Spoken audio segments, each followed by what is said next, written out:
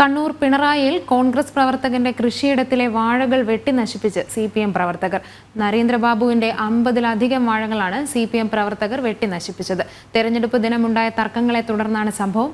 15 CPM പ്രവർത്തകർക്കെതിരെ police case register ചെയ്തു. വിവരങ്ങൾ നൽകുവാൻ കെ ശ്രീജിത്ത് ഉണ്ട് നമ്മളോടൊപ്പം. ശ്രീജിത്ത്, വിവരങ്ങൾ. ഇക്കഴിഞ്ഞ 27-ാം തീയതിയായിരുന്നു ഇത്തരത്തിൽ തെരഞ്ഞെടുപ്പ് ദിനമുണ്ടായ തർക്കങ്ങളുടെ പേരിൽ കണ്ണൂർ പിണറായിൽ കോൺഗ്രസ് പ്രവർത്തകന്റെ കൃഷിയിടത്തിൽ നിന്നും വാഴകൾ വെട്ടിനശിപ്പിച്ചത്.